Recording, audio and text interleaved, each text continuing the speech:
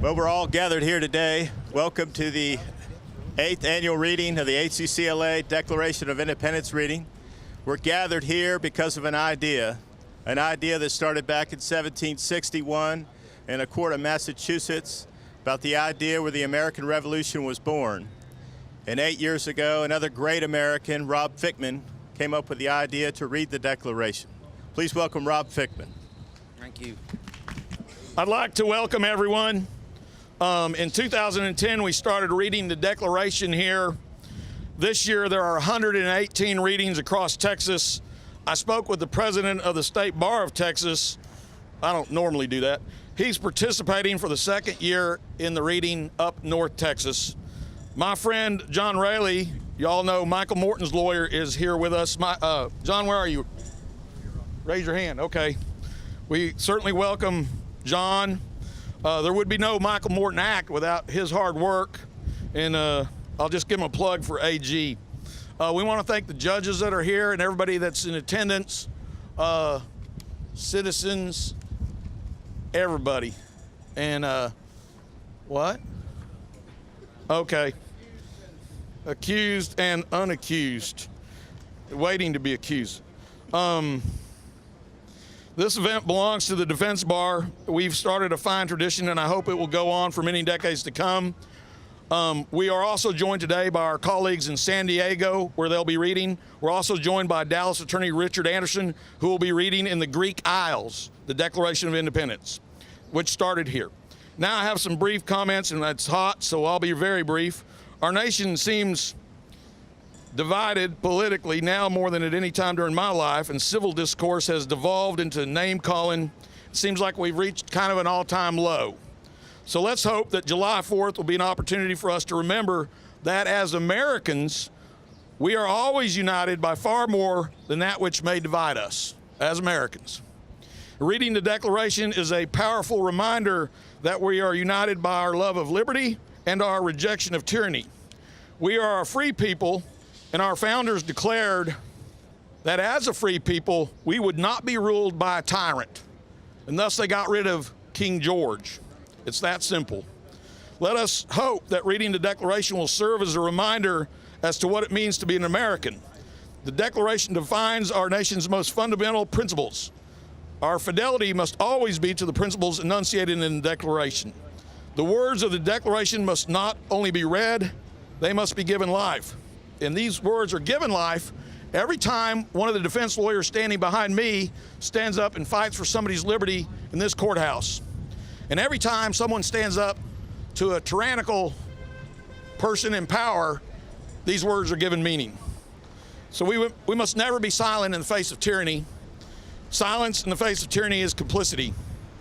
So let these words today be our public affirmation in our love of our country, our love of liberty, and that we've never been more resolute in our absolute rejection of tyranny. Thank you all for coming.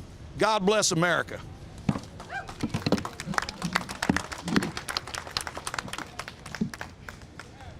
The Declaration of Independence. When in the course of human events it becomes necessary for one people to dissolve the political bands which have connected them with one another, and to assume among the powers of the earth the separate and equal stations to which the laws of nature and nature's God entitle them, a decent respect to the opinions of mankind requires that they should declare the causes which impel them to the separation. We hold these truths to be self-evident, that all men are created equal, that they are endowed by their Creator with certain unalienable rights, that among these are life, liberty, and the pursuit of happiness, that to secure these rights, governments are instituted among men, deriving their just powers from the consent of the governed.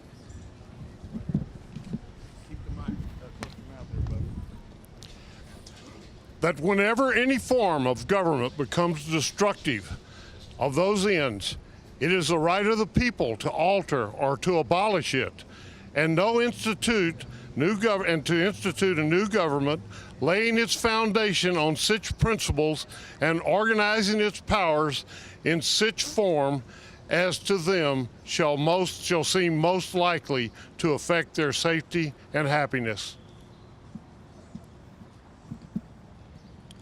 Prudence indeed will dictate that governments long established should not be changed for light and transient causes.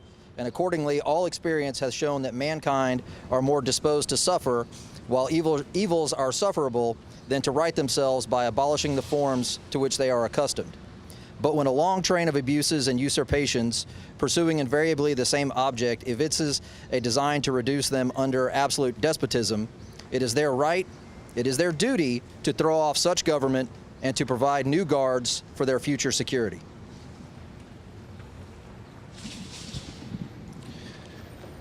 Such has been the patient sufferance of these colonies, and such is now the necessity which constrains them to alter their former systems of government. The history of the present King of Great Britain is a history of repeated injuries and usurpations, all having in direct object the establishment of an absolute tyranny over these states. To prove this, let facts be submitted to a candid world.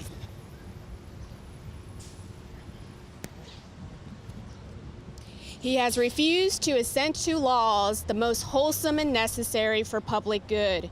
He has forbidden his governors to pass laws of immediate and pressing importance unless suspended in their operation till his assent should be obtained. And so, when suspended, he has utterly neglected to attend to them.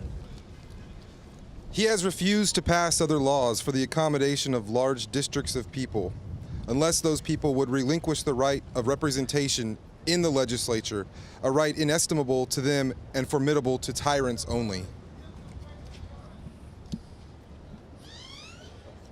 He has called together legislative bodies at places unusual, uncomfortable, and distant from the depository of their public records, for the sole purpose of fatiguing them into compliance with his measures. He has dissolved representative houses repeatedly for opposing, with manly firmness, his invasions on the rights of the people.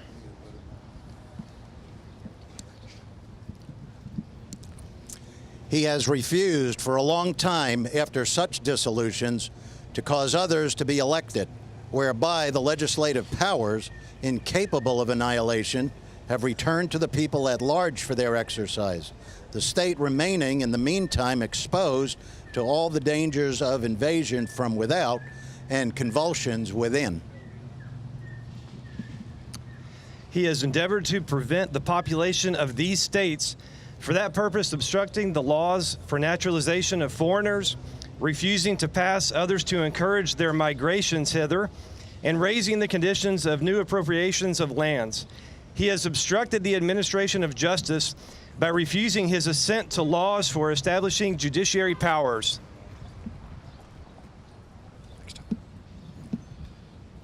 He has made judges dependent on his will alone for the tenure of their offices and the amount and payment of their salaries. He has erected a multitude of new offices and sent hither swarms of officers to harass our people and eat out their substance.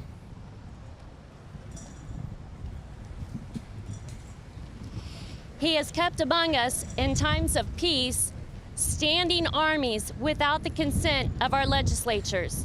He has effected to render the military independent of and superior to the civil power. He has combined with others to subject us to a jurisdiction to our foreign constitution and unacknowledged by our laws, giving his assent to their acts of pretended legislation for quartering large bodies of armed groups among us. For protecting them by a mock trial from punishment for any murders which they should commit on the inhabitants of these states, for cutting off our trade with all parts of the world,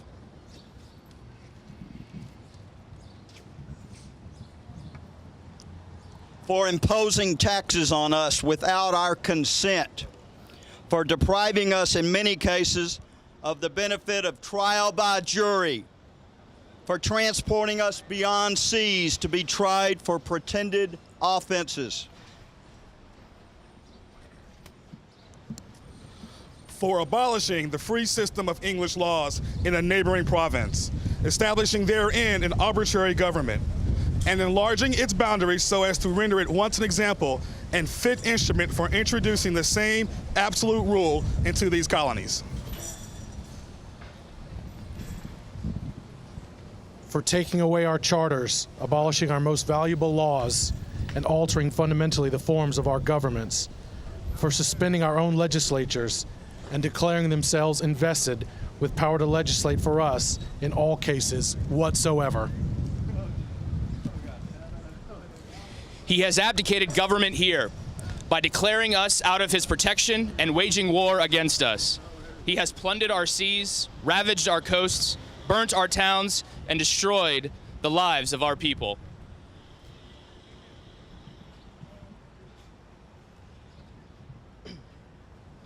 He, at this time, is transporting large armies of foreign mercenaries to complete the works of death, desolation, and tyranny, already begun with circumstances of cruelty and perfidy scarcely paralleled in the most barbarous of ages and totally unworthy the head of a civilized nation. He has constrained our fellow citizens taken captive on the high seas to bear arms against their country, to become the executioners of their friends and brethren, or to fall themselves by their hands. He has excited domestic insurrections among us and endeavored to bring on the inhabitants of our frontiers, the merciless Indian savages, whose known rule of warfare is an undistinguished destruction of all ages, sexes, and conditions. In every stage of these oppressions, we have petitioned for redress in the most humble terms. Our repeated petitions have been answered only by repeated injury. A prince whose character is thus marked by every act which may define a tyrant is unfit to be the ruler of a free people. Nor have we been wanting in attentions to our British brethren. We have warned them from time to time of attempts by their legislature to extend an unwarrantable jurisdiction over us. We have reminded them of the circumstances of our immigration and settlement here. We have appealed to their native justice and magnanimity, and we have conjured them by the ties of our common kindred to disavow these usurpations, which would inevitably interrupt our connections and correspondence. They too have been deaf to the voice of justice and of consanguinity.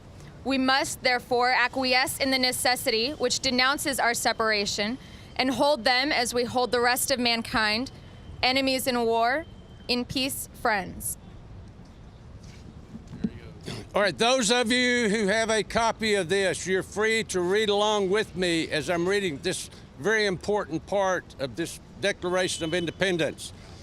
We, therefore, the representatives of the United States of America in General Congress, assembled, appealing to the Supreme Judge of the world for the rectitude of our intentions, do in the name and by the authority of good people of these colonies solemnly publish and declare that these united colonies are, and of right, ought to be free and independent states, that they are absolved from all allegiance to the British Crown, and that all political connection between them and the state of Great Britain is and ought to be totally dissolved, and that as free and independent states, they have full power to levy war, conclude peace, contract alliances, establish commerce, and do all other acts and things which independent states may of right do.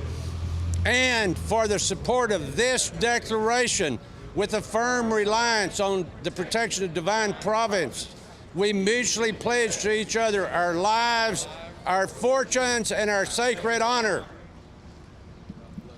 Georgia, Baton Gwinnett, Lyman Hall, George Walton. North Carolina, William Hooper, Joseph Hughes, John Penn. South Carolina, Edward Rutledge, Thomas Hayward, Jr. Massachusetts, John Hancock, Samuel Adams, John Adams, Robert Treat Payne, Eldridge Jerry. Maryland, Samuel Chase, William Paca, Thomas Stone, Charles Carroll of Carrollton. Virginia, Georgia Wythe, Richard Henry Lee, Thomas Jefferson, Benjamin Harrison, Thomas Nelson Jr., Francis Lightfoot Lee, Carter Braxton. Pennsylvania, Robert Morris, Benjamin Rush, Benjamin Franklin, John Morton, George Clymer, James Smith, George Taylor, James Wilson, and George Ross. Delaware, Caesar Rodney, George Reed, Thomas McKean. New York, William Floyd, Philip Livingston, Francis Lewis, Lewis Morris. New Jersey, Richard Stockton, John Witherspoon, Francis Hopkinson, John Hart, Abraham Clark. New Hampshire, Josiah Bartlett, William Whipple, and Matthew Thornton.